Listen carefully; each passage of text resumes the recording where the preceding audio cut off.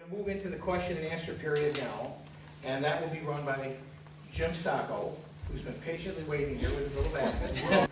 The next question is for Mike Morosi. I guess it would be in Dan Lamb's view, what is the best way to create and maintain manufacturing jobs in America? Well, I'll start by telling the story. We went up to Rome, New York, where there is a factory there that was founded by Paul Revere. It's called Revere Copper Works. And we met with the man who now owns and runs that company. And he told us a little story about why it's so difficult to maintain production of copper in the United States. And he said there are a few things. The first thing we have to worry about is the fact that our unfair trade deals allow foreign countries to put VAT taxes on all of the products that we export abroad. So they charge a huge tax on everything that we export to their country. And then in addition to that, if they want to export to us, they rebate that tax. So they're not paying that tax. So that gives them a substantial advantage in terms of just the basic tax system that all of these different countries are dealing with. So that's the first thing. The second thing he told us about is illegal currency manipulation. And he says that China gets a huge jump on the ball when they're exporting products to the United States because their currency is significantly undervalued. They peg it to the dollar in a way that makes it difficult for us to export to them and easy for them to export to us, right? And then the third thing he said is that unlike every other country in the industrialized world, the United States is the only one that doesn't have a nationalized healthcare system. And as a result, he has to pay 10% more for his healthcare costs than any other country in the world that is operating under a system where their healthcare costs are assumed by the government itself. And guess how they fund that healthcare system? Through the taxes on our products that we're exporting to them. So this is a fundamentally corrupt system, right? There's no possible way that companies in the United States can compete on the long term if that's the way things are set up. And so what we need is a Congress that advocates for changing that system, and that's what Dan Lamb will do. Thanks. This question is for Mike Morosi. Could you name specific areas where you see opportunity for bipartisan cooperation on fiscal reform?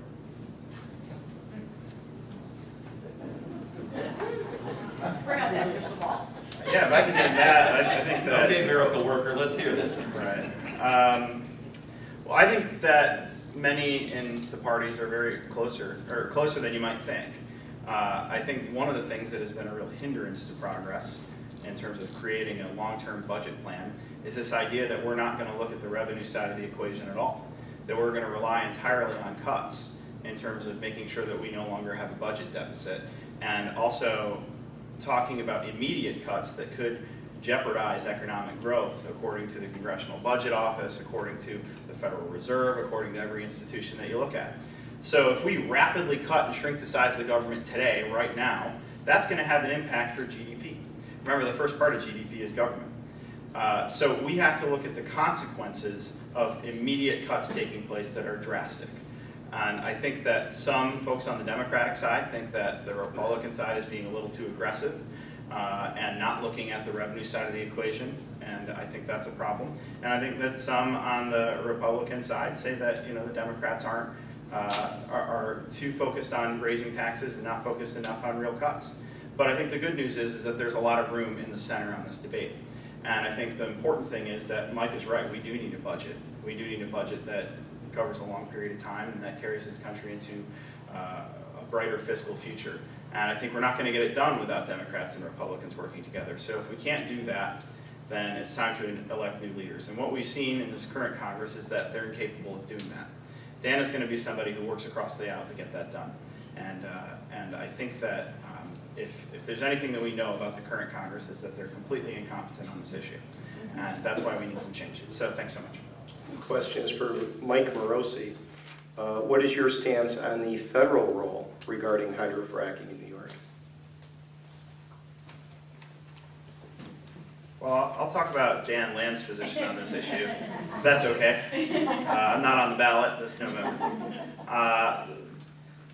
So there are a number of things that need to be done at the federal level as we work to address the issue of hydraulic fracturing.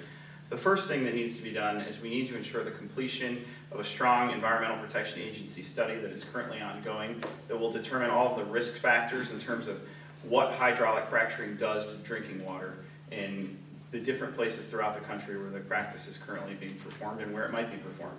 So we have different geological formations throughout the United States, and hydraulic fracturing has different impacts on these different geological formations. That's one of the reasons that a lot of the regulations need to be implemented at the state level, and that's something that obviously Dan agrees with. But here's what he also agrees with. He thinks that we also need to have some baseline federal standards. And so one of those is the elimination of the exemption from the Safe Drinking Water Act, which was placed in law in 2005. And that was done in the Energy Policy Act. It's a policy that Dan opposed in terms of that specific provision. It's also a policy that Congressman Hinchey voted against. And the implication is that hydrofracking cannot be regulated under the Safe Drinking Water Act's underground injection program. We think that's a mistake. It's a provision that needs to be repealed. There's been legislation introduced to do that. There are also some minor exemptions from other baseline federal statutes, such as the Clean Water Act, the Clean Air Act, the Resource Conservation and Recovery Act. We think that all of these things need to be looked at, and we need to make sure that this industry is properly regulated from a federal perspective. Water doesn't respect geographic boundaries, and neither does air, as far as I can tell.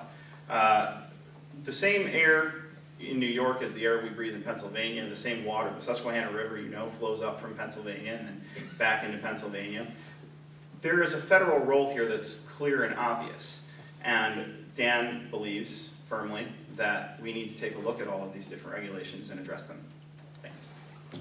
Next question is for Mike Morosi. Considering the state of the Middle East and recent anti-American protests, what actions do you believe we should take in regard to Iran and Israel? Yeah, and when I say you, I'm referring to Dan. Woo. Okay. Yeah, pick up the phone. Yeah, this is the occasion where I wish that I could phone a friend. What we've seen across the Middle East is a very serious situation, and I think the most important thing is that we don't overreact to it. We've seen this before in the past where embassies have been attacked, and I think that we have to remember that the embassies in these countries are not as well protected as I think we would like, but it's the responsibility of the foreign governments to ensure the safety of our diplomats abroad. And we need to hold them accountable for that. But that doesn't mean that we should overreact. We need to be reasonable. A lot of these governments are new. They're weak. They haven't had a long time to build themselves up and to make sure that they're providing all of the things that as a government they should be providing. So we have to be measured and reasonable as we approach this situation. The second question there was about what we should do in terms of our interaction with Iran. I believe that we need to take this issue very seriously. A nuclear-armed Iran is something that we as a world just don't need. It would be very, very dangerous. And Dan is committed to working with partners in Congress across the aisle. This is not a Democratic or Republican issue for the most part, to ensure that we don't have a nuclear-armed Iran. But at all costs, we must avoid a war in this situation because a war would be devastating. And I don't think this country is ready or prepared to be dragged into another conflict of great magnitude in the Middle East. And so while that option needs to be on the table, we need to do everything we can to avoid having to exercise that option. And so we need to be careful and measured. And all of the hot rhetoric that we see on television, the criticism of the president, the absolute insane reaction that we've seen to this across the board is unnecessary, it's unjustified, and the best approach is caution and a measured reaction. Question is for Mike Morosi. On October 6, 2010, Dan Lamb, speaking on behalf of Representative Hinchey, extolled the benefit of the stimulus. He stated that some 1.3 to 3 million jobs were created or saved, and this was, quote, just what was needed, unquote. Some have argued that the stimulus has yet to attain a single net job creation after more than 3 years, while causing roughly $860 billion of debt. Do you still believe that the stimulus was a good decision? And do you believe it has had a tangible benefit to the constituents of the 22nd Congressional District?